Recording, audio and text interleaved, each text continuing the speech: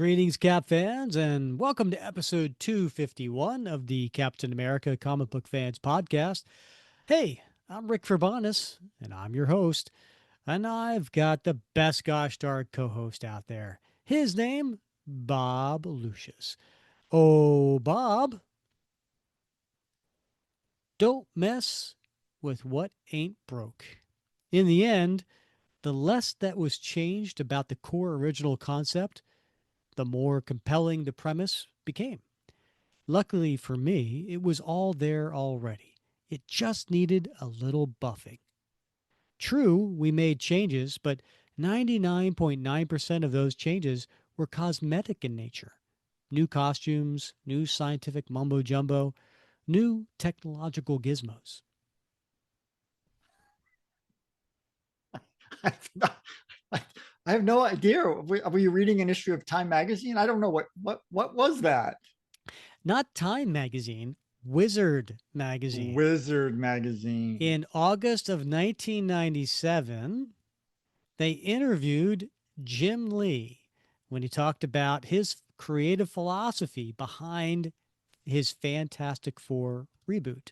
Oh, interesting. Okay, all right. Wizard magazine. That was a fun little magazine for quite a while.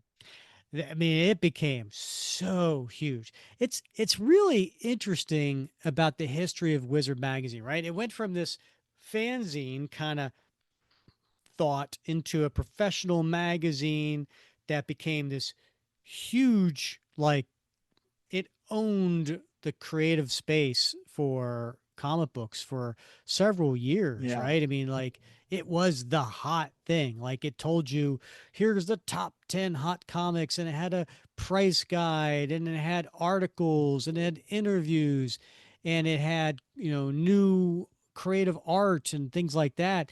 And then they just started to do conventions, Hmm. Wizard World, and they were rivals of like San Diego Comic Con, and then it all went away. It all went away. Yeah. Well, I guess it was a matter of time anyway. It was a matter of time anyway, right? Uh, can you imagine something like that? Even trying to get off the ground these days. With the Yeah, shift in technology and the way we consume information. yeah. It's almost like trying to launch a very, very, very, very niche podcast in the midst of millions of podcasts. A sea of podcasts. Yeah, Right. yeah, Yeah. yeah. But well, yeah. No, please go ahead. No, obviously I'm referring to us, right? Oh, Um, yeah. Oh, no, yeah, no, yeah. I mean, listen, we've got 250 episodes under our belt. Yeah. One of these days we're gonna take off, Bob. It's just a matter of time when the right person stumbles upon it. Yeah. No, Right. and the funny thing is, so now I know when people are listening to this, because this is going to come out. If you're listening to this on the day it comes out, this comes out on at the end of July, right? This is Wednesday, July 30th. If you're listening to it on the day it comes out, but we're recording this on July 8th, and so it's fascinating to me that, Bob, we finally went viral. Yes. Well, I was going to say that, but I didn't know if I should. So I wanted to leave that news to you because you were so excited. I logged on to the interweb and I immediately saw a post by you, and it was I've the most excited I've seen you in a very long time. Well, because it was just so cool. So, Yeah. I there's a couple different levels going on here, right? This is Mhm. it's like the perfect storm, if you would say, right? Yeah. So, we a long time ago um, booked Chip Zdarsky to be a guest on the show. Now he is a writer of the brand new Captain America series that launched on July 3rd. And so he had been a previous guest, and we reached out to him and said, "Look, you've got a brand new Captain America series coming out. Would you be interested in coming back on the show?" And I wasn't sure if he would, because when he was on the show the first time, which was after Avengers Twilight, Yeah. he had he has this like a weekly e-newsletter that goes out, and he was like, here are 3 different podcasts I've been on. I am never going on podcasts again, and it Yeah, was like, right. enjoy these because you're not going to get any more. And I was like, oh, okay, all right. Mhm. I wonder if we'll get him back. And then so I reached out to him, and I also told him, I shared him a little clip of back from December, January 1st, when we were like, if we could have any person on, would it be him? Hoping that maybe he might be impressed by that. And so, but anyway, he was like, yeah, I definitely want to come on the show, and we need to get you reviewing the first issue of Captain America. So, we worked with Alana Smith. We got in the internal machinations of Marvel, and we end up getting a preview copy of Captain America #1. And so that way, when we spoke with Chip prior to when the first issue came out, we could talk intelligently about that issue. And so here we are. Captain America #1 comes out on the very same day. Our interview with the writer Chip Zdarsky comes out, which we review Captain America #1. I thought that was a coup, and and Absolutely it was. and I would have been happy with that. Yeah. Now the next day, July 3rd, I was a guest on NPR's Throughline podcast. Yeah. And we haven't talked about that yet on air, I don't think. But No, we haven't. um, yeah, so uh, NPR reached out to me because they said we've got this podcast called Throughline, which is about historical subject matters, and we want to do something based on Captain America that comes out July 3rd to tie in with Independence Day. And we've got these guests. We've got um, uh, Steve Englehart, a longtime writer of Captain America, Fingeroth, which is longtime, editor and Mhm. writer, for Marvel. We've got this historian, novelist, um, and we'd like to have you. And I was like, wow, okay. Yep. I was just honored, to be asked to come on the show. And so I did. I come on the show, and they interviewed me for over an hour. I talked about you, Bob, but it got edited down to like 10 minutes, and Yeah. No, you know, yeah. edit and the cutting room floor. That's how it But works. it ended up being a 50-some minute Yeah. podcast that debuted on July 3rd, and it was about the history of Captain America, and maybe like 10 minutes of me Mhm. sprinkled in throughout. Oh, it was great, Rick. It was, first of all, I've told you this before. Throughline is, I don't listen to a lot of podcasts. I love Throughline. I always listen to Throughline because it takes a deep dive into historical moments, historical events that have long lasting consequences. So, the overthrow of the Shah by the CIA, or, the history of the civil rights movement, And so for them to do a story about Captain America and the history of Captain America, particularly for 4th of July, was mind blowing. Mm. And you did a masterful job, Rick. You really did. You really you presented well. You represented Cap fans well, and it was just a lovely, lovely piece. And my wife even listened separately to the entire thing. Like, I didn't sit down and force her to listen to it. She listened to it on her own, of her Well, own that's impressive volition. because she doesn't even listen to this She doesn't. series. She's, Yeah, yeah, right. And she told me after how much she enjoyed it, and she even, like, she made a social media a post about she it, did. not Yeah. not only on Facebook, but on LinkedIn, her Yep. professional side, about needing a hero, and recommending that folks listen to it. So it's a wonderful 50 minutes, and folks should take the time to listen to it. You'll learn a lot about Cap, but you'll also be inspired. Thanks, Bob. And they actually end up mentioning our podcast twice in the course of the story, which was great. And we actually got some listeners from that, which is fantastic. At least we had a few who mentioned it, like, hey, we found you through Throughline. I was like, that's Yeah, fantastic. So, that is. that's exciting. So you would think after the coup with Chip Zdarsky, Captain America #1, Throughline, in that course of 48 hours, like that would be enough.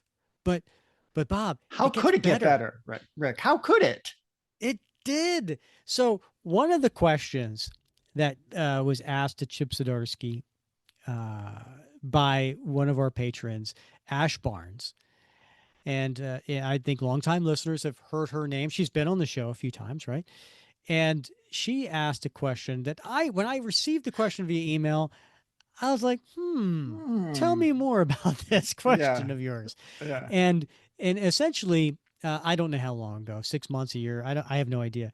There was Chip Zdarsky was a writer for Daredevil for 3 years, and somewhere online, on Twitter or whatever, somebody asked the question: does Daredevil cry during sex?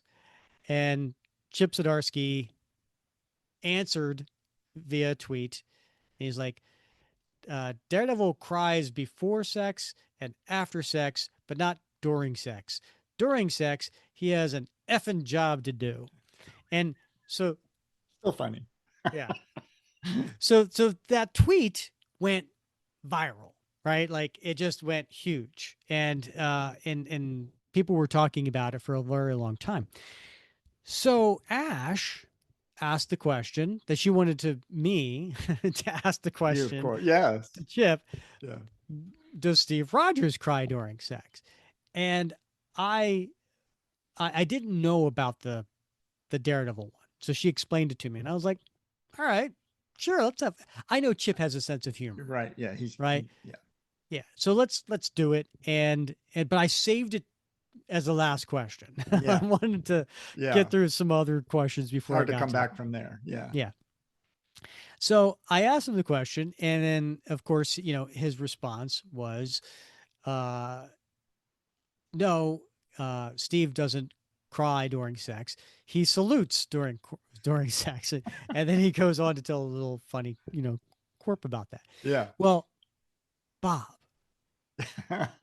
the interwebs Yeah. picked up on this, It's just what people needed to hear. and so one source after another source after another source picked up on this, and next thing you know, millions of people are seeing this conversation, and God bless them. God bless them. The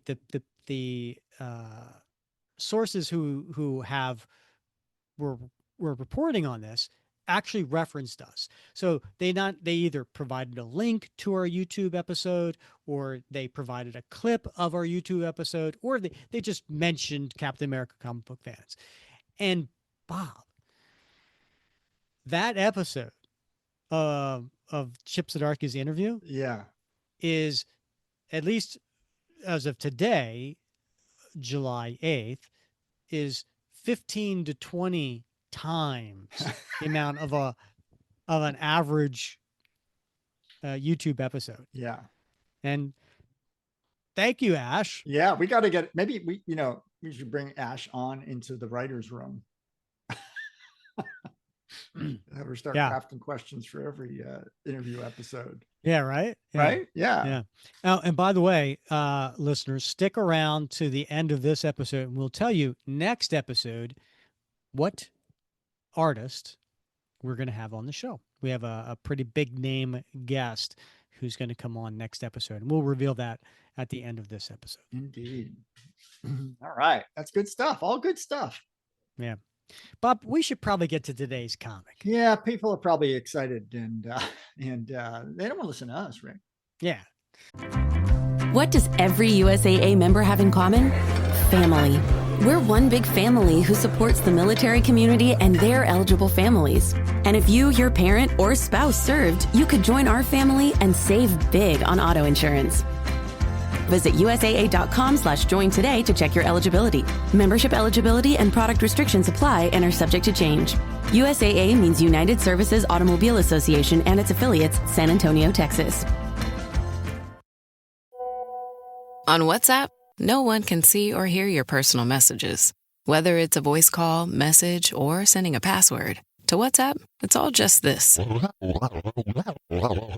So whether you're sharing the streaming password in the family chat We're trading those late night voice messages that could basically become a podcast. Your personal messages stay between you, your friends, and your family. No one else. Not even us. WhatsApp. Message privately with everyone. All right. So today's issue that we're covering, Bob, you had suggested this. You want to say what you suggested and why? Well, Rick, we had talked about this, and we were really wrestling with trying to come up with an issue that had both the Fantastic Four and Captain America, because the truth is, Fantastic Four, the movie's coming out, and we wanted to talk a little bit about that.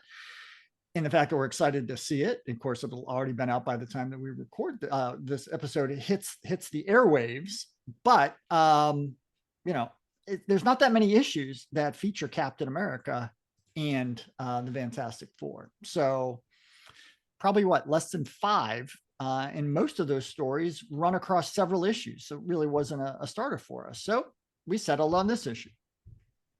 Yeah. And we don't, and this is actually kind of funny to me, Bob, because we have yet to tackle the Heroes Reborn of Captain America, right? Which was the volume 2, Jeff Loeb, Rob Liefeld issues, right? And we've yet to tackle those. And yet here we are going with Heroes Reborn, Fantastic Four. So we're doing this Captain America before we do the Captain America volume 2. I just thought that was a little bit interesting. Right. Yeah. That day will come, I think, when we're finally going to have to jump in and do a story out of that volume. We will. Someday we will.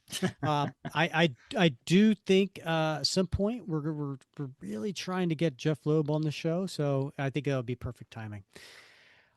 Okay, so we are covering today Fantastic Four Volume 2, Number 3, and this had a cover date of January of 1997. But if you were in the comic shops back on November 6, 1996, this would be on the shelves. Bob, do you want to take us through this really cool Jim Lee, Scott Williams cover? Yeah. So it's a busy cover, Rick. There's no doubt about that, right? And for me, not a big fan of 90s art, right? And this is quintessentially 90s art, but it is extremely detailed, which is what you would expect to find with a Jim Lee. And so there's some sort of destruction behind the heroes. Everything is on fire. There's buildings collapsing. It looks like an apocalypse. And then you see in the foreground, you see the Invisible Woman, Sue Richards, and Namor, and it looks like he's got her by her right arm, and he's holding on, and he is baring his teeth as if he's extremely angry for some reason, which is Namor. That's pretty much his thing, yeah, right? Right. But facing them and facing the reader, we see 3 heroes. We see Thor, we see the Thing, and we see Captain America, and they are all looking a little angry as well as they glare at Namor. So and Cap's front and center.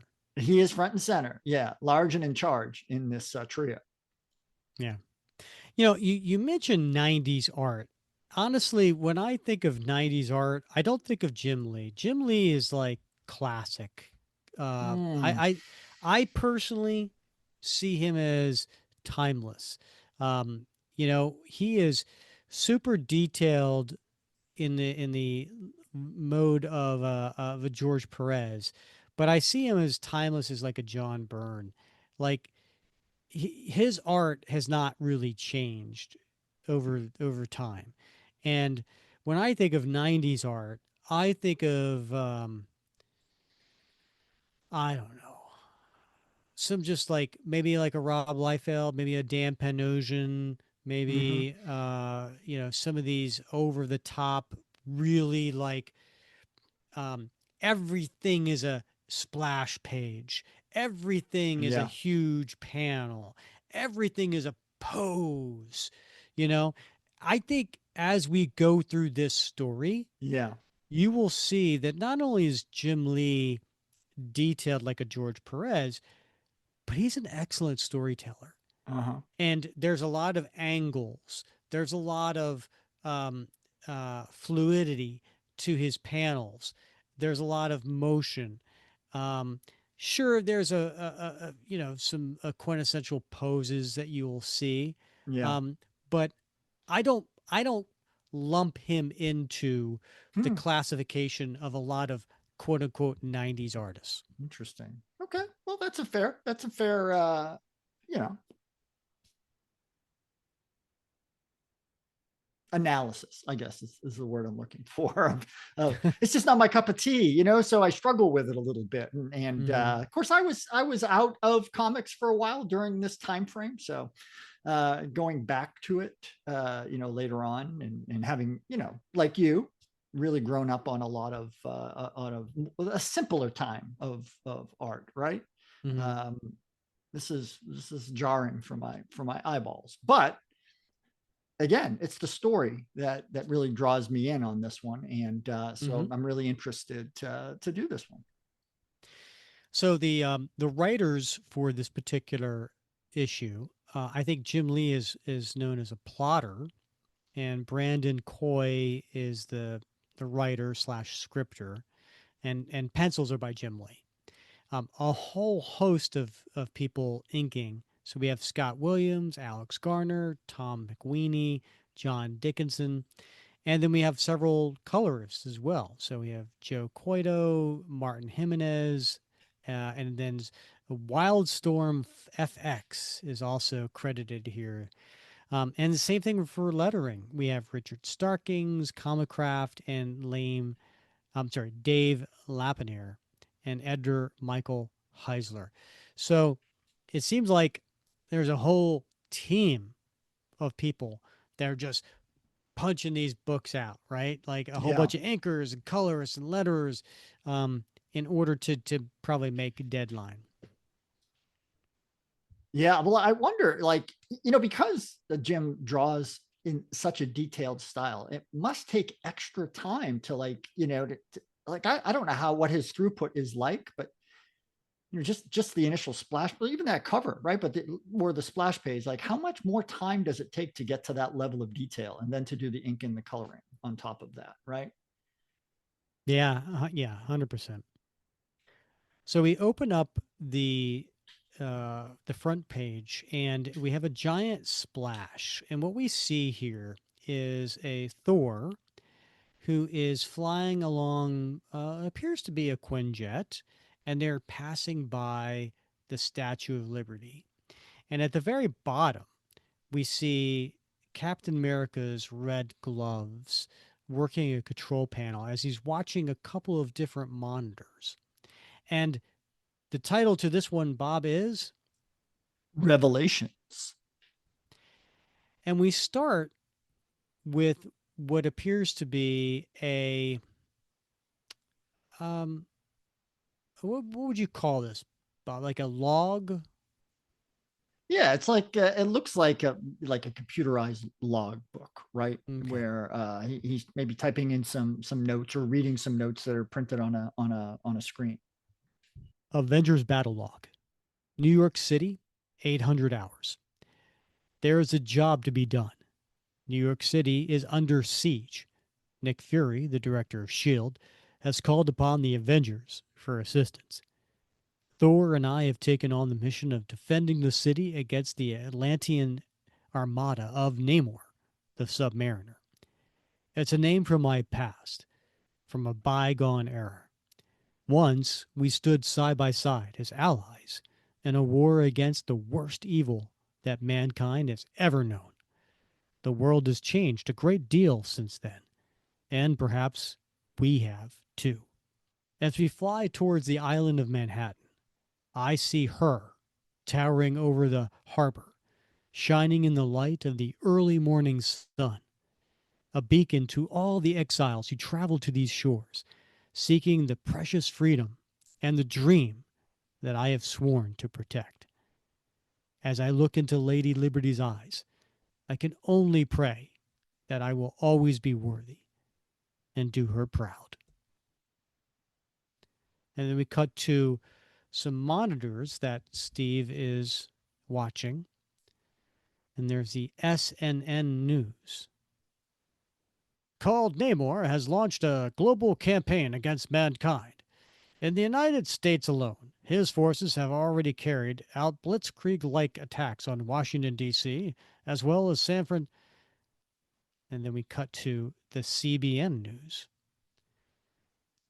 Casualties have been minimal, but it now appears that the bulk of his combat force was being held in reserve for an all-out invasion of New York City. Fury quickly brings me up to speed on the crisis, informing me that he already sent in a new team of metahumans to try and repel Namor. They called themselves the Fantastic Four.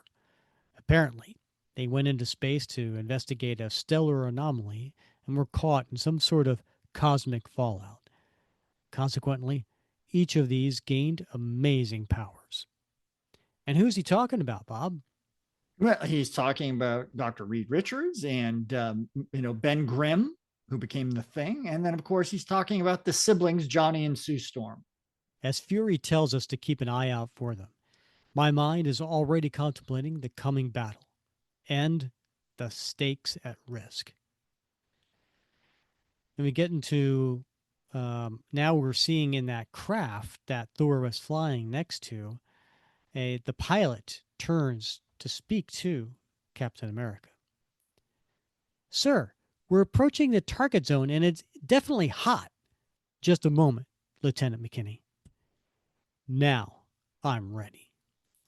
And we are greeted with this beautiful, like, half splash of Captain America, a view from below looking up at Cap as he's putting his shield on his right arm.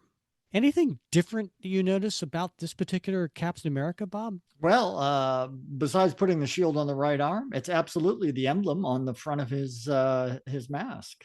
It does have a resemblance, but I don't know. It's hard to get away from that. A stylized eagle is a stylized eagle. So yeah, it does look a little bit like it, but I bet if you were to go through the archives and look at eagle emblems and militaries across history, going all the way back to Romans, you would see some similarities. I wouldn't read too much into that. So it's interesting that you noticed, Bob, that he's putting the shield on his right arm. Well, yeah, we have this. This is one of those things we have a discussion in the Facebook group as well, quite often. Yeah, I mean, he's a righty when it comes to combat, although he trains both left and right arms, right? Right. So he wants to make sure he's never at a disadvantage, but he's a natural righty, so he tends to keep the shield in his left arm. But so yeah, that is interesting. Captain America, as a kid, my grandfather used to tell me stories about seeing you in action back in the big one. So before we go in, sir, I just want to say that it's an honor to serve with you. The honor is mine, Lieutenant, to serve alongside America's fighting men and women. Now, let's get a look at what we're up against. Our latest intel puts the main body of the Atlantean Strike Force advancing inland from the Lower East Side. Thor, that newscopter down there is directly in the creature's line of attack. We've got to divert to its attention. Leave that to me, my friend. And what do we see, Bob? What is this creature we're talking about? Well, I don't know. It's very large, somewhat slug-like. It looks a little bit like those worms from Dune, right? But it's also got these little tiny arms with very big claws on them, and it's blue with red eyes. So it's large. It's bigger than a city block, for crying out loud, and tall as a skyscraper. Would you describe it as giant? I would. Humongous. Yeah. Well, that's great because its name is Gigantor. Creative. And then Thor throws his hammer. I shall smite thy beast with my enchanted hammer, Mjolnir. Uh-oh, Cap. Our attack didn't make a scratch on that creature, but we've definitely got its attention now. as they're firing weapons from the helicopter onto the gigantic beast. And what does the beast do, Bob? Well, he shoots a huge energy beam of some sort out his Gigantor maw. Ah, the beast attacks. We have lost our left stabilizer. Brace yourself, we're going down. Keep us clear of any civilian bystanders. I'll do my best, sir. I love the fact that Cap is in a craft that just been struck and is going down, and his first reaction is, be careful of the civilians. That's the kind of guy he is.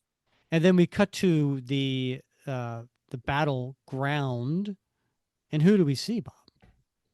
Well, this is it's Namor, the Submariner, and he's got that Imperious Rex uniform on of his with the plunging V neckline that reaches down to his belly button and the gold wings under his arms. Yeah, this is very similar to the uniform we just described in that recent Nomad issue that we covered, right? With the Nomad meeting Namor. That's right. That's right. It's about the same time frame. Yep. Fools, your paltry weapons are useless against the great whale, Giganto. Did I call him Giganto? And you call him Gigantor. So close, Bob.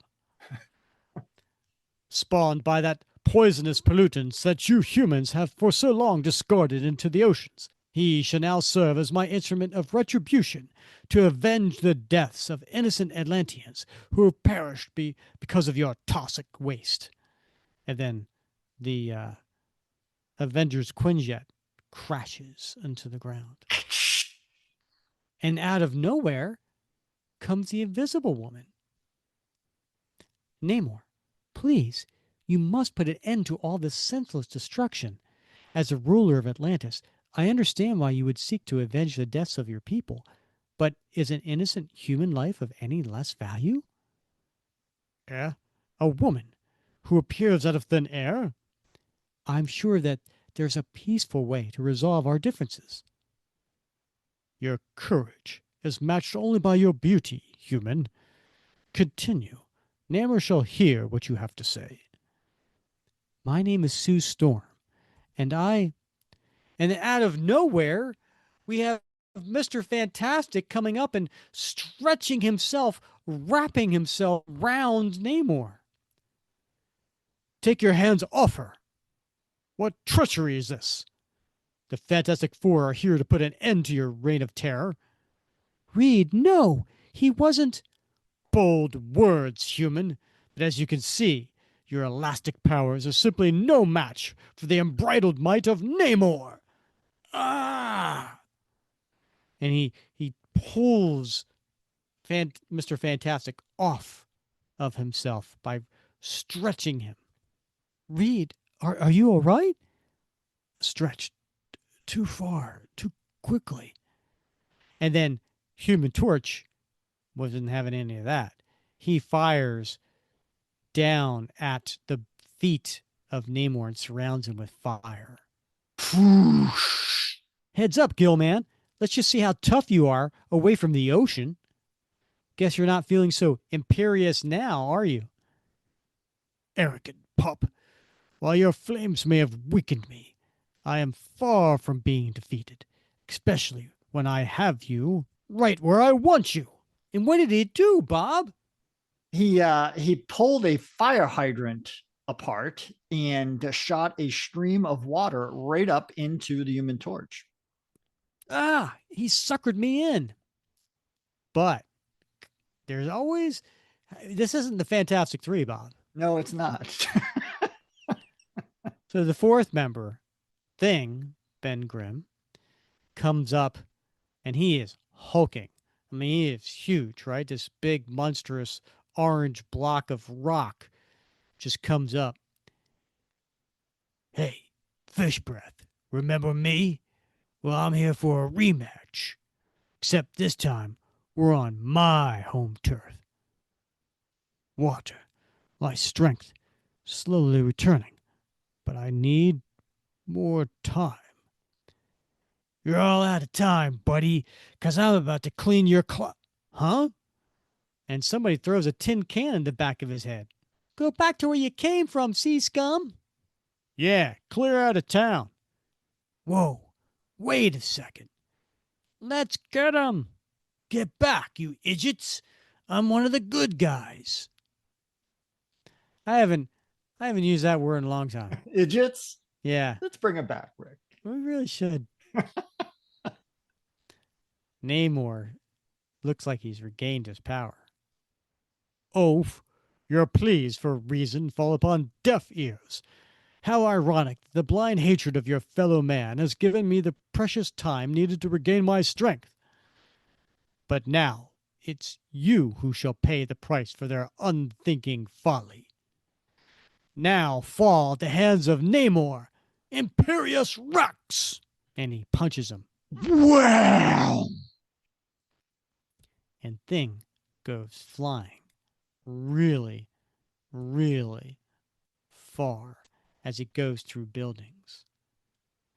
But at the same time, with his back turned, Thor releases Mjolnir. No one could challenge the power of Namor. Huh? A boastful claim indeed, villain. And the Mjolnir hits him in the back of the body. And Namor yells out in pain. Ah! I shall answer thy name, Namor. Let us see how a son of Atlantis fares against the son of Odin.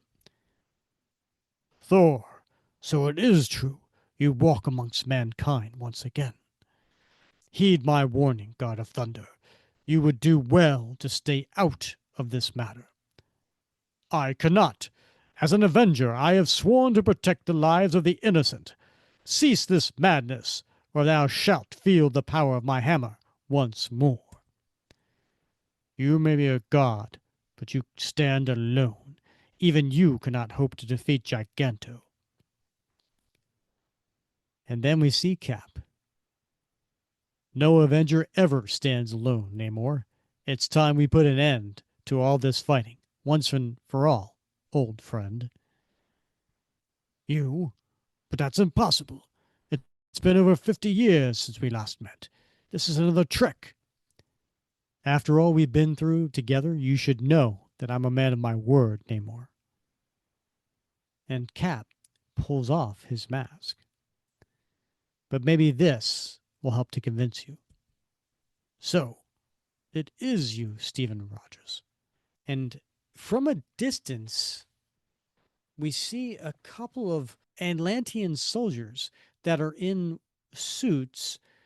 But unlike the recent Nomad story of Krang, where he just has a fishbowl on the top of his head. Right. Yeah. He's upgraded. Yeah. These are actual, they look like space suits, right? Yeah. Yeah. They're much cooler than cooler looking, I should say. You're not, atmospherically cooler, but they're much cooler looking than the fishbowl head that made Krang look like Ming the Merciless, right? These look like battle suits that are designed for, Lemurians or Atlanteans to fight on land. Lord Krang, look. What? This wasn't part of my plan. Namor was to perish in the battle with the land dwellers. And look, it's Krang again, Bob. Like we were just talking about Krang, right? He's like a bad penny. He just, you drop him and then he shows back up. Orthus, we must convince the others that Namor has been enthralled by the land dwellers and has turned against us, leaving us with no choice but to strike the final and fatal blow in this battle. Raise the tentacles, Orthus. Else when? Not elsewhere. Else when? In Jackson, Wyoming. And we're seeing a house in the valley of a mountain range. Mm-hmm. But it's not. I don't think it's a house that would be typical of that area. like it's a 2-story house with a Yeah. 2-car garage. It's not a You log know, cabin, no, right? no, it's pretty authentic. Yeah. Nice job, Susie Q. So what do I owe the pleasure of this visit? You know why I'm here, Ben. Project Excelsior needs a test pilot, and you're the best. I need you on the team. But more importantly, I think Reed needs your help too. The two of you go back a long way. And who do we see, Bob? Well, this is Ben Grimm before he became the Thing. And how would you describe him in his civilian identity? Well, he's a beefy guy, as you might expect from a guy that transformed into the Thing, right? So he's extremely muscular and dense, barrel chested. He's got that rugged jawline, and he's dressed like you might expect somebody living in a house in a mountain valley. He's got a flannel shirt on. I know you're gonna like this, watch cap on. Right? What the heck is a watch cap? It's a watch cap, a knit watch cap. It's a knit cap. It's a watch cap. He's not watching anything. He is. He's standing on his deck and he's watching the world go by. It's a watch cap, man. It's a military. He's a Navy guy.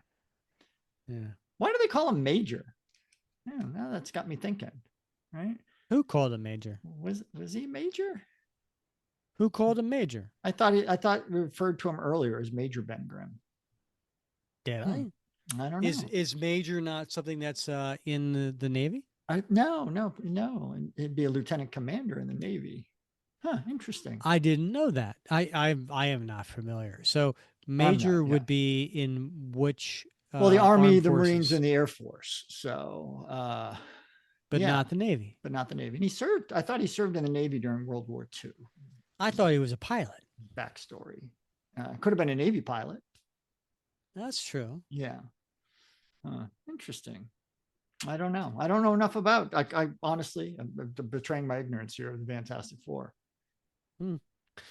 So, Ben Grimm is just kind of leaning on his railing on the front porch of his very nice house in the valley of these mountains. We've been down this road before, and the answer is still no. Some things are just better left in the past. Then I'll get to the point. Someone hacked into the Excelsior data files 2 days ago and downloaded the tech specs for the ship. My people traced it to Eastern Europe before the connection was broken. We're in a race, Ben. A race to reach the stellar anomaly.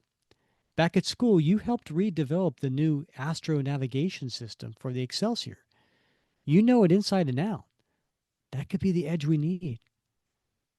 I want to help you, Susie, but I can't.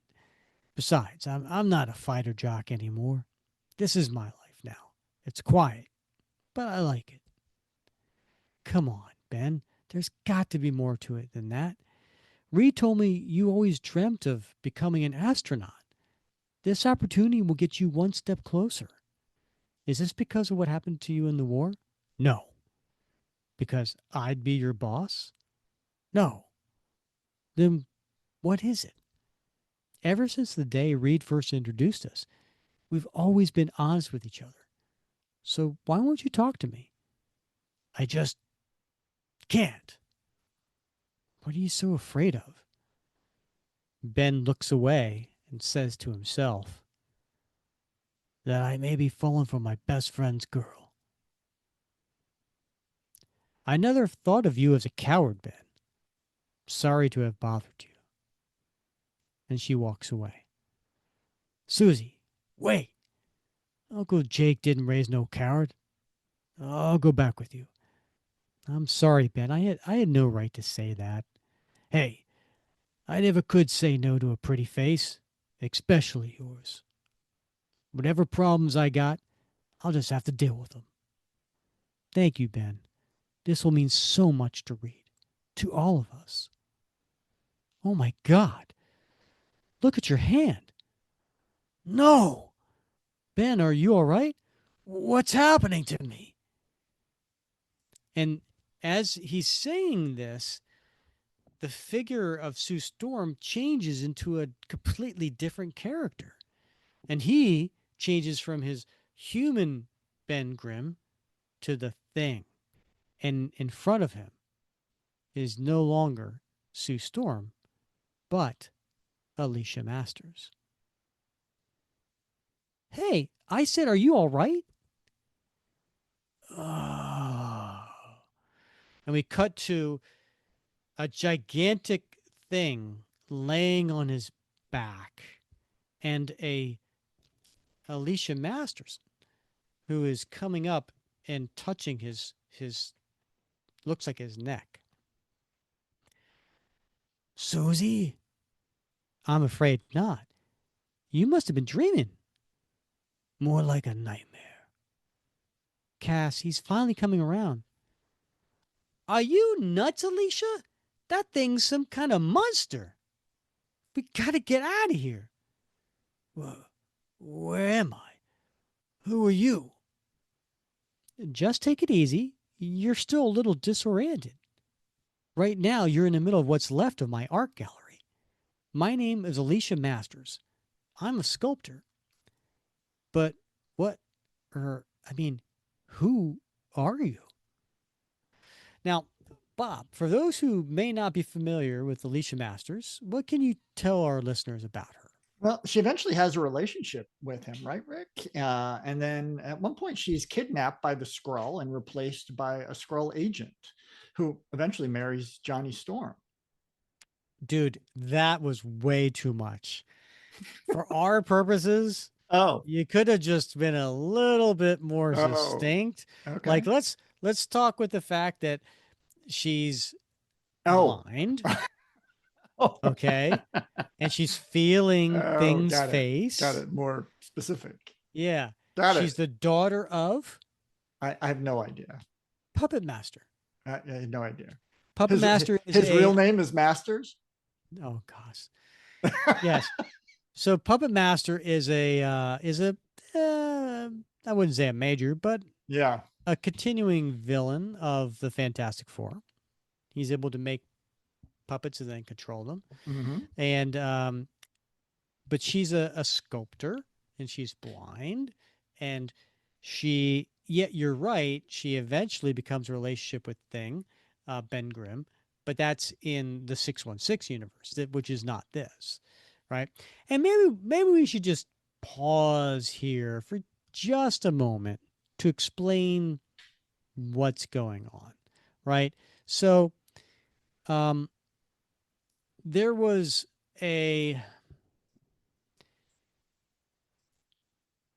this is known as the Heroes Reborn universe. And so this happened after Professor Xavier and Magneto became Onslaught, and then Onslaught went on to fight the Marvel Universe.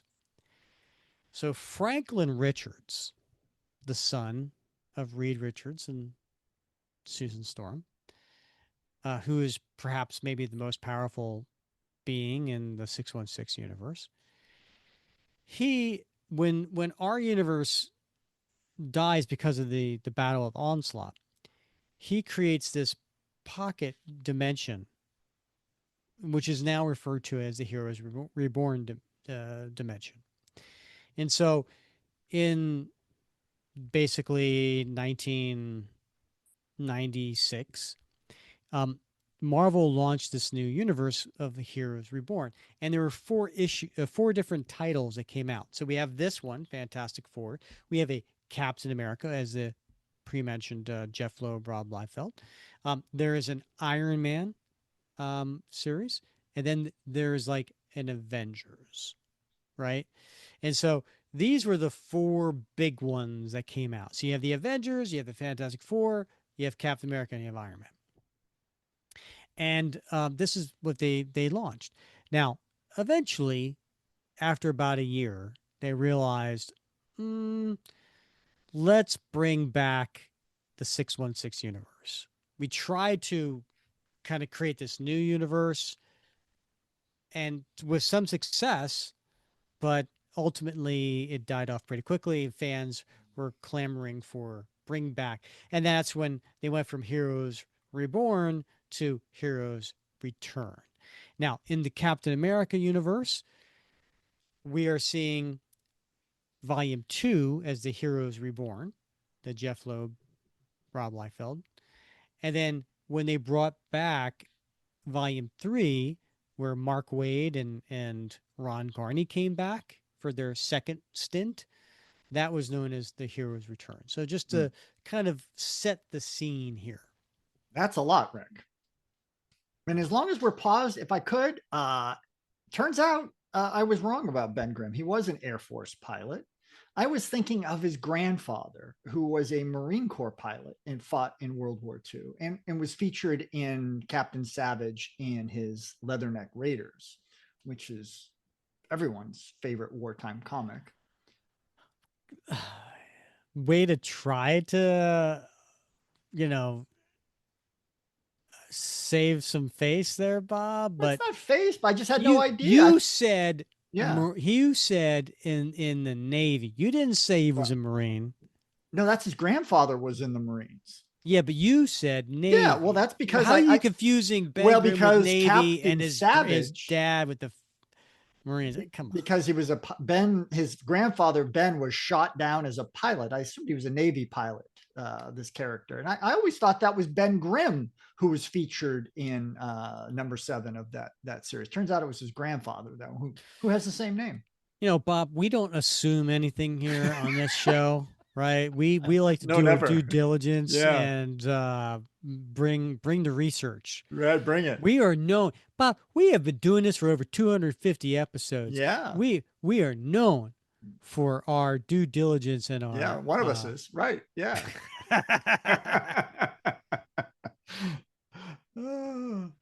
Rick, should we tell the listeners? Let's not tell the listeners. I didn't even know the issue we were doing. I thought we were doing a completely different issue. I was going to leave that out.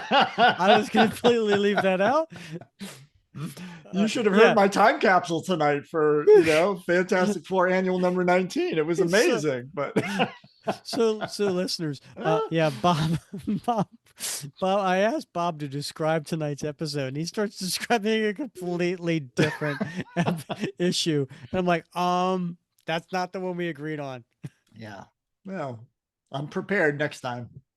So. Oh, God help me. All right. So we are getting back to Alicia Masters, who is touching Ben Grimm's face and says, but what, or I mean, who are you? And Thing reacts in a very natural way. Get back. Don't look at me. Watch it, Alicia. You don't know. Calm down, Cass. I don't think you'll hurt me. And you don't have to be afraid either. You see, I'm blind.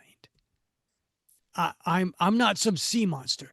My friends and I were trying to stop them when... Holy Hannah, look at this place.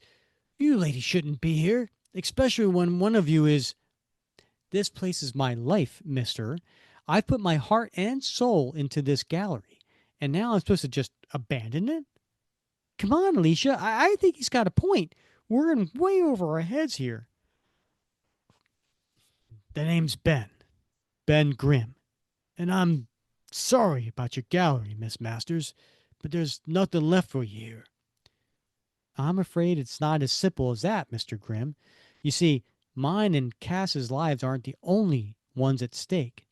And at that point, Cass pulls back a curtain to reveal a whole bunch of people, looks like soldiers, who are laying on the ground on blankets, who have been badly hurt and are being tended to wounded. Our building's been turned into a field hospital. I keep telling her it's too dangerous for us to stay here, but Alicia won't leave any of the wounded behind. You got guts, lady. I admire that. But it doesn't change the fact that you're blind. That kind of handicap will get you killed around here. I may be blind, but I'm not helpless. Besides, all of us have problems to deal with and obstacles to overcome in our lives. What's important, though, is that to not allow them to control our lives. We've got to play the hands we've been dealt and make the best of it. I think that you need to realize that it's what's in here that really matters. And she puts her hand on his chest where his heart is. And in your case, Mr. Grimm, I believe it's the heart of a hero. Miss Masters, be careful out there, Mr. Grimm. Please, call me Ben. And thank you. It's Alicia. Besides, what else are friends for, Ben?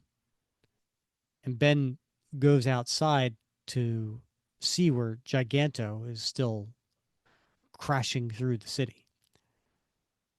Geez, she was as beautiful as Moby Dick here is ugly.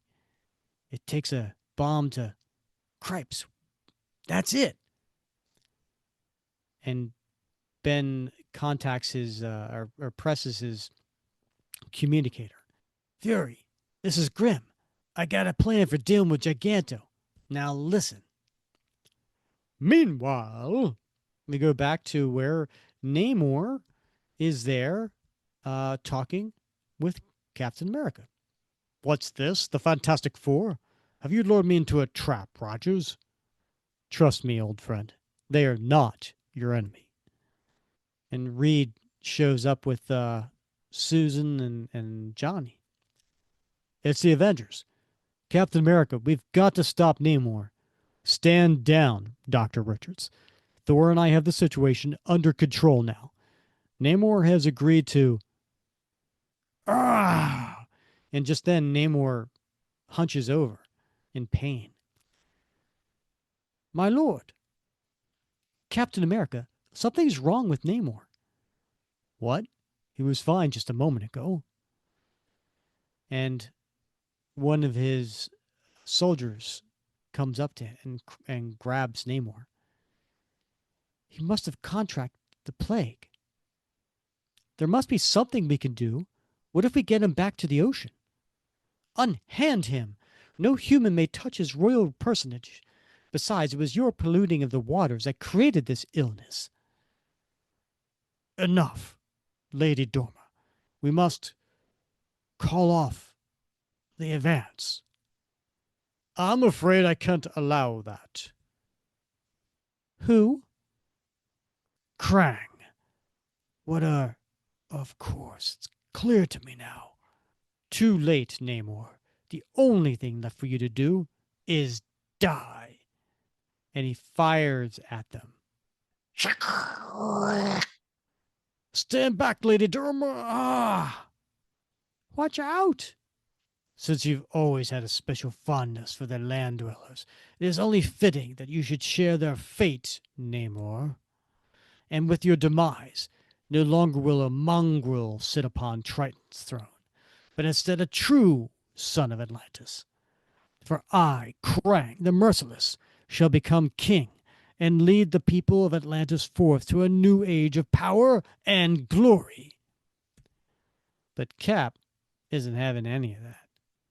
Then it's up to us to make sure that doesn't happen. Avengers, assemble! And the only other Avenger there is Thor. But I think he's also calling on the Fantastic Four. It does seem so. He does have Johnny Storm there. If we're going to bring an end to this war, we've got to find a way to keep Namor alive and in one piece. Agreed. However, defeating Krang's Atlantean Armada may prove to be a more daunting task. Trust me, guys. Reed will find a way to get us out of this mess. We just have to buy him some time. I hope. And it's a nice, big panel of the three of them fighting against the Atlanteans, as well as the giant octopus with the tentacles there. Yeah, that's what it appears to be. Yeah. Reed goes over to Sue. Sue, speak to me, darling. Reed? I'm here. Thank heavens you're alive. And then we see Krang speaking to Lady Dorma. Now, with the great whale under my control, feed the terrible might of Atlantis. Destroy them all, Giganto. Richards, Namor friend called you doctor. Can you provide medical assistance to the prince? Sue, I'll be fine, Reed. Go help Namor. Krang's soldiers pull back. Wherefore? There's why, Thor. Look up and pray for a miracle. He's so still. Is the prince dead? No, he's still alive, but his respiration is very shallow. With his hybrid physiology, Lady Dorma, I'm not sure if there's anything I can do for him. Reed, if Namor dies and Krang assumes the throne, the entire planet could be in jeopardy. Though my lord erred in waging this war, you must save him, Richards, for the sake of both our people. What say you? I'll do the very best I can, Lady Dorma. You have my word on it. Reed, there's a hospital just a few blocks away, but we've got to hurry. Giganto is closing on us. Elsewhere... Stand clear, Grim. I'm bringing her down. Took you long enough. What'd you do, Fury? Fly it down yourself? Bleepin' fighter, Jack. Well, I'm still not sold on this harebrained scheme of yours, but we're all out of time and options. Now get inside. Actually, this is where you get out. Huh? What are you talking about? Sorry, Nick, but I'm flying solo this one. And he grabs Nick Fury and tosses him out of the craft. Lighten up, Grim. I ain't gonna let you go on some suicide. Get out before I... Hey! Oops. Don't even know my own strength. Sorry about that, Nick. But you did your part. I'll take it from here. And just what the heck are you gonna do? If I'm right, the quantum drive's our only chance of stopping that mutated whale. But the tricky part's gonna be not wiping out the rest of the Big Apple. Right now, all that firepower from your attack ships ain't doing much against that hunter's hide. And he takes a cigar and he lights it. And he starts puffing on it. Far as I can tell, Giganto's only got one soft spot, which means I'm going to have to ram this baby down that sucker's throat. Ben, you don't have to do this. Of course I do, Fury, and we both know it. Good luck. Thanks, Nick. Do me a favor. And tell the others... forget it. Time for me to get Giganto's attention. It's getting closer, Reed. Nothing seems to be able to stop it. And Gigantor just... It's a giant whale. I mean, like, how's it doing thoom, thoom, thoom? I don't understand. But it's got arms. Where's the thoom, thoom, thoom coming from? Maybe it's like, oh, thoom, thoom, thoom, with its tiny little claw arms. All right. Namor may be our only hope for stopping Giganto. And sure enough, they got him to the hospital, and Namor's in a bed with a mask over his face, probably getting some oxygen. And Sue's looking out the window at the Giganto, while Reed is looking over Namor. I've managed to stabilize his vital functions, but it's difficult to make a definitive prognosis. What's puzzling about his condition is that the neurotoxin in his body isn't a man-made contaminant. It's a cleverly disguised compound derived from the venom of the deadly sea wasp. I've injected a series of antitoxins into Namor's system that should neutralize the lethal agent. But I don't know how his hybrid physiology will... And just then, Reed is being choked by Namor. What have you done to me? Namor, stop! Reed was only trying to help you. No, you've tricked me before. And then Lady Dorma comes to the aid. Listen to her, my prince. She speaks the truth. Richard saved your life. It was Krang who deceived you. Deceived us all. We need you alive, Namor. And Reed Richards is still kind of choking at Namor's hand, which I don't understand, Bob, because he's elastic, right? So if someone's crushing his throat, can't he just like kind of like change the size of it? Right. He could just like skinify his throat. Right. Krang. Yes, I remember now. He seeks to usurp my throne, which is why we must stop him. But first, you gotta help us stop Giganto. How, human? Without the trumpet horn, the creature is beyond even my control. Colonel Fury, this is Reed Richards.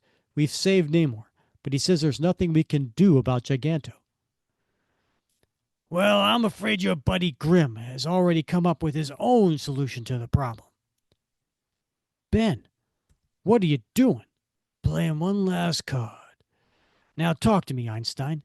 If I reverse the polarity on the quantum drive and set the auto-destruct, it'll generate a massive phase implosion, Ben. But why?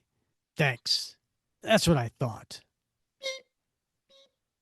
Ben, there's got to be another way. It's our best shot, Susie. I figure that I'm the only one who can get close enough to Giganto and still have a chance of surviving the explosion at ground zero.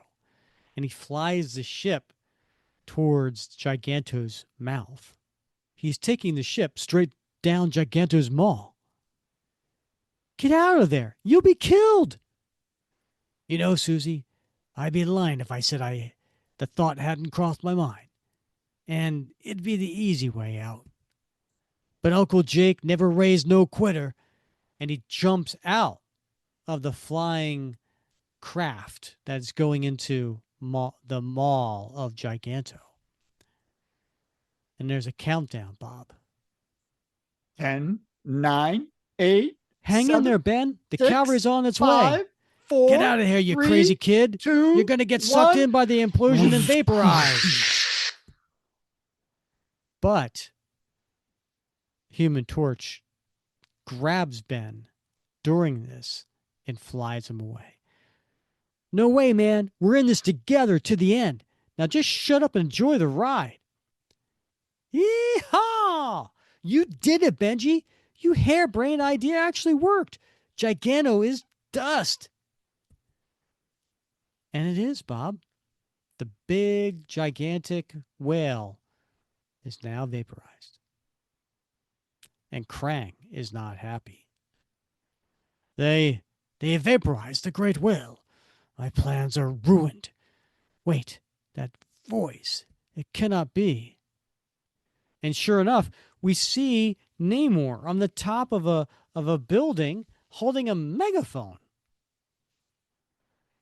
Heed my call, warriors of Atlantis.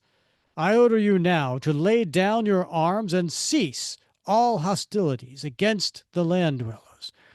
We have all been misled by the deceit of Lord Krang, a traitor to us all, who sought to usurp my crown in this destructive bid for power. But with the aid of old and newfound friends, Krang's plan has been thwarted. Lay down your arms. This war is over. So speaks Namor, Imperious Rex. Hours later, we see these Atlanteans being escorted away. And there's Namor with his body wrapped in bandages, saluting Captain America. It was good to see you again, old friend. I only wish it could have been under better circumstances. Rest assured that in the future, I shall seek redress for my grievances through more appropriate channels. And Cap salutes him back. I'm sure you will, Namor. And I'll do my part to make sure your voice is heard. The secrets from our past, like the existence of Atlantis, must be brought out into the open. As the times have changed, so must we. And then Namor turns to Sue Storms, grabs her hand, and kisses it. Reed Richards, I thank you for saving my life today. And you, Susan Storm, for placing your faith in me. Farewell, Ben Grimm.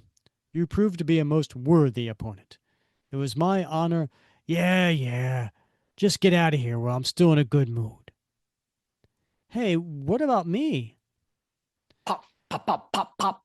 And there's all these photography flashes going off. There they are. What the? Who's after us now? How did you save New York? Can you stretch every part of your body? Is your skin really made of rocks? The worst kind of enemy, kid. The paparazzi. Tell us, are you the newest members of the Avengers? And Johnny Storm doesn't like that. Avengers? Listen up. There's a new team in town, and it answers to the name Fantastic Four. And there's one more page. It's an epilogue that kind of sets up the next story, so we'll just skip that. And that brings us to the end of this story, which is in at least the Heroes Reborn world, the very first time Captain America meets the Fantastic Four. Yeah. Wow. Good selection, Rick. It was your selection. You patting yourself on the back here? What's going on? I was going to give you credit because I completely forgot that this was tonight's selection. And you're the only one who remembered. So it feels like you should get some credit. I guess so. What'd you think of the overall story, Bob? I thought it was a pretty good story, right? I mean, it's got all the elements. It's got the Avengers, got Fantastic Four, you got Namor, you got Nick Fury, you got a gigantic sea whale that's been contaminated by industrial waste and mutated into, Giganto, and you got Krang the Merciless, right? Mm-hmm. So got a lot of great characters. And you got all the elements, right? You got romantic tension, you got the old friends, you got rivalries, you got self-sacrifice. It's a lot of good stuff going on in this story. I enjoyed it, and unlike you, I thought the art was actually really, really good. Yeah, not my cup of tea, but it didn't detract from the story for me. Right. Mm-hmm. I mean, it was still a very readable and pleasurable, experience. So, but you have to admit, okay, even if it's not your cup of tea, yeah, the storytelling was still well done, right? As far as the layouts, the flow of the story, the angles, all those things, yeah, right?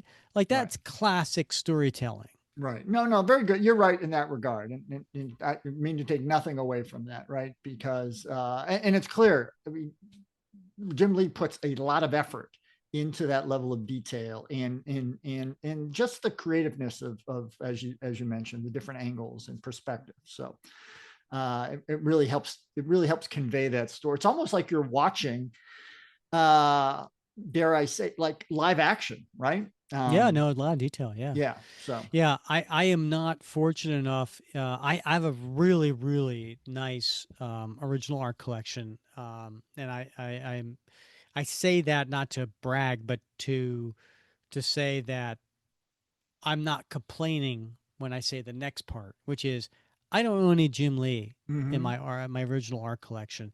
Someday I think I'm going to rectify that. I think it's going to be an appropriate piece, something obviously Captain America related. Yeah. I'm in no particular rush, but I do feel like it's missing from my collection because he is an amazing high level talent. So Bob, I go first as far as favorite panels, and I'm actually going to go to page number 2. Which is a half-page splash of Captain America putting the shield on his right arm.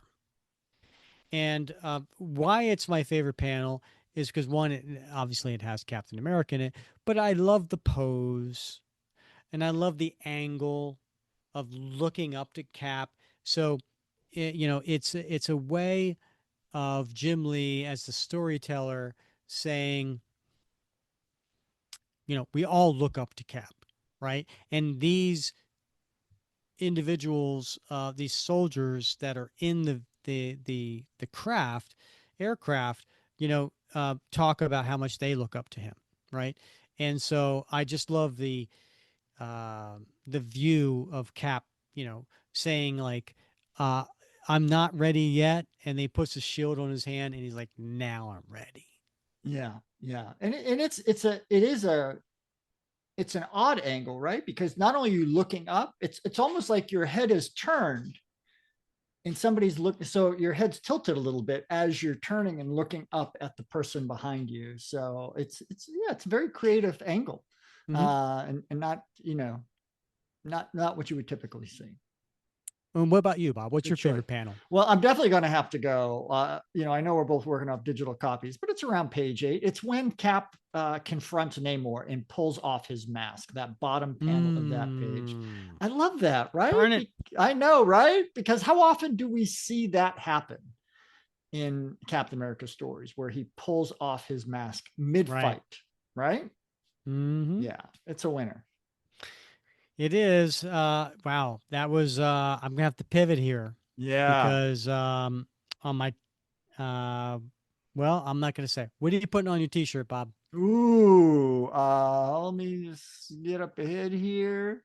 Oh, that's So- right. You didn't prepare for this particular issue. I'm So, good though. I'm good. So I'm going to go page 22. Uh-huh. It is that salute between Cap and Namor. really? Yeah, I'm a military guy, and and I got to tell you, I have very high standards when it comes to rendering salutes, either in real Mhm. life or in art.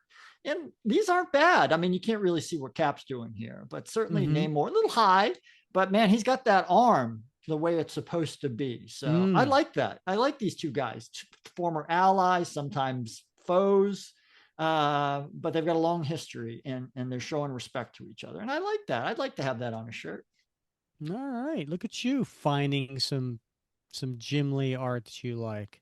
Yeah. Yeah, I'm sorry. I can't let it go. Can't let it go. Um, all right. So for me, what I'm putting on a t-shirt, I guess I'm going to pivot here. I'm going to go with page 15, and I'm going to go with the very last panel, and that is where there's Cap and Thor and Human Torch, and he Mm. says, "Then it's up to us to make sure that doesn't happen. Avengers assemble." Now it's a horizontal thing, so it'd just be kind of across the Yeah. chest type of Right. thing. Yeah. But I like that angle. Yeah. Could be a And little anytime neat. you can see Cap saying "Avengers assemble," right? Yeah. Right. I mean, 6 inches wide, something like that on your shirt, stretching all the way across the front. Be very nice. Hmm. Yeah. Where I come from, that's more like 10 inches. It never gets old. My son came home from work tonight. He works at a sub shop, and he brought home like a whole bag of 8-inch like sub rolls, right? And I'm like, Uh, that's like 12 inches, right? What are you talking about, right?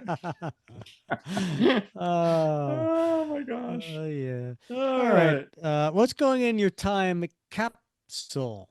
Well, do I get to go first, or is it you? I think you get to go first for time Do capsule. I? Yeah. Oh yeah, I do. I do. I do. Yeah. I do. Um, so for the time capsule, I struggled with this one. Like, Yeah. where is there something? Because this is a different universe, and there's certainly I didn't find anything that was too 90s, that you know was like you could just look at that and go, oh, that's 100% 90s. Yeah. But on page 10, panel 3, Ben Grimm looks away from Sue Storm in his dream, and he says that I may be falling for my best friend's girl. I'm not a big Fantastic Four fan, Yeah. but that's the first time I recall that Ben Grimm has a thing for Sue Storms. Right. That struck me as odd. I mean, I'm not a big Fantastic Four, but that doesn't ring a bell to me in any way. Yeah. So with that being the first time that happened, I Mhm. felt like, oh, okay, well then maybe that's time capsule worthy. Because if it's the only time that has happened, then it does really speak to a time, right, of Yeah. 1996, of where they tried to explore this idea that there's unrequited love between Ben and Sue. I'm Yeah. not saying I love it. I'm not saying Yeah. I'm whatever, but it is a first in my mind and only. So therefore, it goes in the time capsule. Yeah. I like that. That's a good one. How about Yeah. you? I'm going to get on my soapbox a little bit here, Rick. So this book came out in 97, right? And so we're talking mid 90s. And that first actually the panel that you picked as your favorite panel with Cap putting on that shield. He's having a conversation with Lieutenant McKinney, right? I'm thinking to myself, I love this. You may have seen, I made a social media post not too long ago. Sally Ride said, if you can't see it, you can't be it.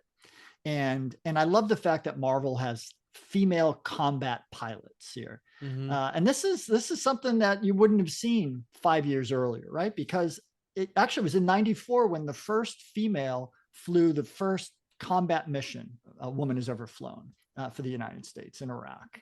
And so here a few years later, we see this in comic books, giving the idea to young kids that doesn't matter if you're a man or a woman, you could be a fighter pilot, right? You can be a combat pilot. So I'm going to go with Lieutenant McKinney in that representation here in the comic as like a really big milestone for the mid 1990s. I like it. I think that's an excellent depiction of what should go in a time capsule. So I like that. Good job by you. Well, this is a fun story. Yeah, thanks for picking it out, Bob. Yeah. Even though if you don't remember it. Yeah. All right. So I just want to announce our guest for next episode is going to be legendary comic book artist Bart Sears. Now, Bart, you're asking, wait a minute, what does that have to do with Captain America? Well, Bart Sears, if you remember back in the early 2000s, there was a secondary Captain America title called Captain America and the Falcon. And it was written by Christopher Priest. And the first story arc was done by none other than Bart Sears. Yes. And it's a pretty good read too. It has a lot of really interesting new characters in it, including the anti-Cap. Most folks remember the anti-Cap. And so straight from the mind of these two guys. Yeah, I can't wait to get into with Bart on. He has a very unique, I would say his like a bravura type of style. Yeah. Right. Very big and bold. And actually, he's actually done a series of books on illustration. I think it's called Brutes and Babes. And so he draws, because he draws very muscular men and he draws very buxom women. And so I can't wait to talk to him not only about his Captain America work, but his overall career and also his artistic style and how he has influenced other creators in the market. So I can't wait to talk to him. So make sure everybody, you come back next episode for that. Good times for all. Well, Bob, any closing remarks? Nope. This has been super fun, Rick. I can't wait to next week's interview, and I can't wait to see what's coming down the pike because I think talking to you earlier, you've got some good stuff in the works. Shh, we can't tell. I know. All right. If you don't mind, please rate, review, and subscribe wherever you listen. If you're on YouTube right now, like, why are you not hitting that thumbs up button? That's like the simplest thing you can do.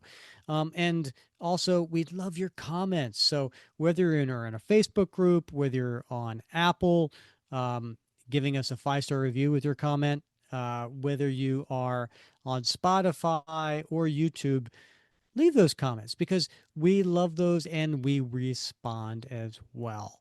And he's Bob Lucius. I'm Rick Verbanis. And as always, we thank you for listening to another episode of the Captain America Comic Book Fans Podcast.